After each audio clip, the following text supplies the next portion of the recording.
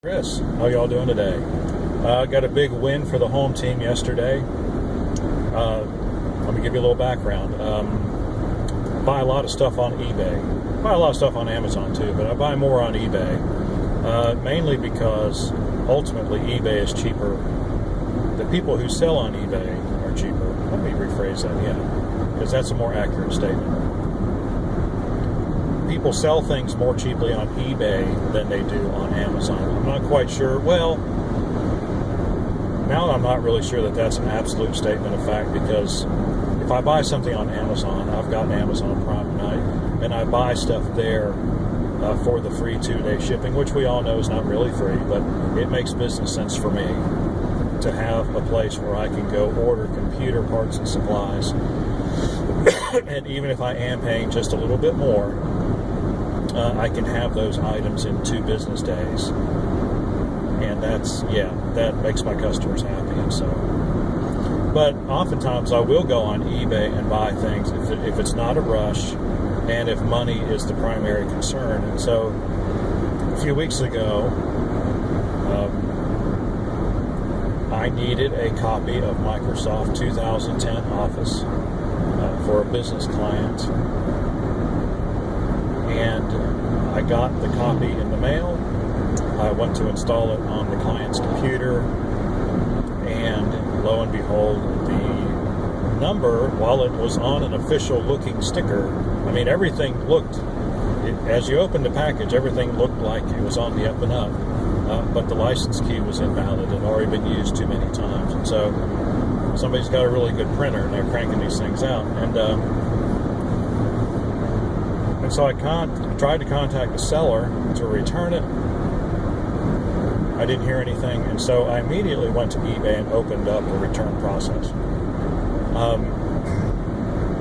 which is something I would recommend that you do if you think you've been ripped off, or you get something that's not as it was described. I think I've had enough experience with sellers on eBay by now.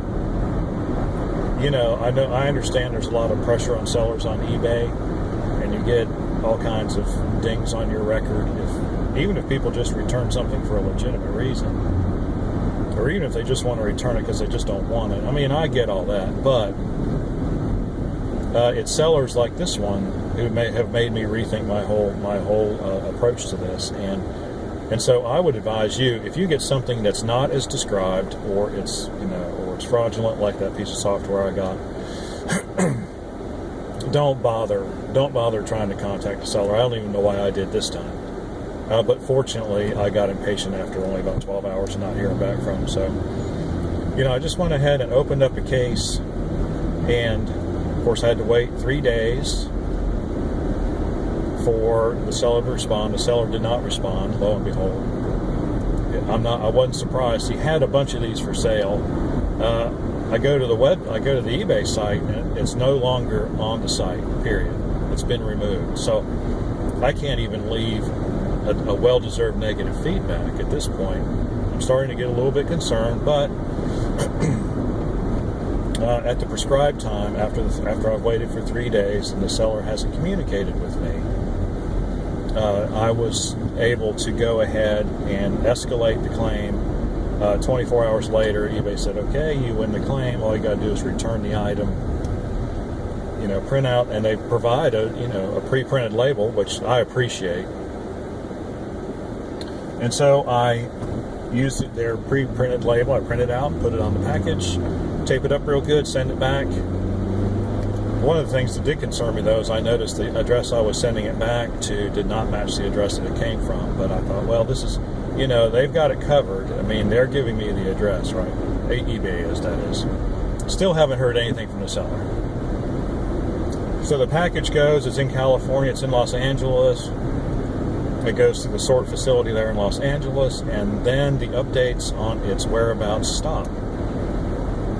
And so the last time I checked, which was yesterday, which was 7 calendar days after the last notification of anything going on, it just said, items on its way to its destination, is not going to get there on time.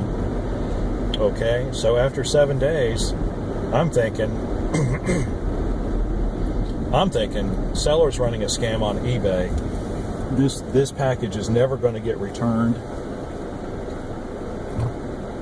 It's a fake address, but it's fake in such a way that the package is just going to get. Now, of course, I don't know how that would work exactly, but if you're going to scam somebody, you go all in, right? And so, or maybe it's a non-existent address, but it's close enough to another. Who knows, how that would have worked. And so I'm like, I've run out of patience with that, because I think, it was $73, which, by the way, I have gotten legitimate copies of Office 2010 for that money before. So, there was nothing, like there were some for 40 or 50.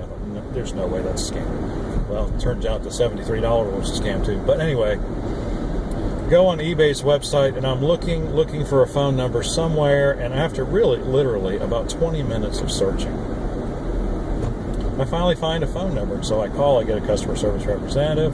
They start telling me I got a, USPS, what's the tracking? Well, they knew what the tracking was because they sent me the label.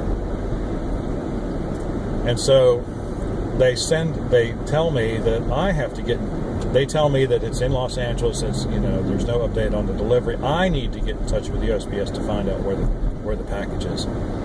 And at that point, I'm starting to get a little bit upset, because it's not as though I got the address from the seller and put it on my package to send it back. They are the ones who sent me the return label. They're the ones who did that. So I politely explained to them, and I really was, very, very polite. I was very polite, and I said, you guys sent me the label. You guys are in the middle of all this. You guys are the middlemen. You guys make all the rules.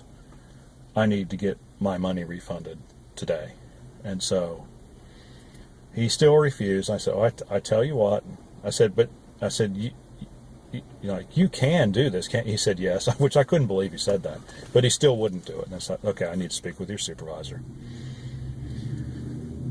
And so I wait 2 or 3 minutes. The same dude comes on and says, well, my supervisor said she'll call you back. I said, no, we're not going to do that. I want to speak with a supervisor.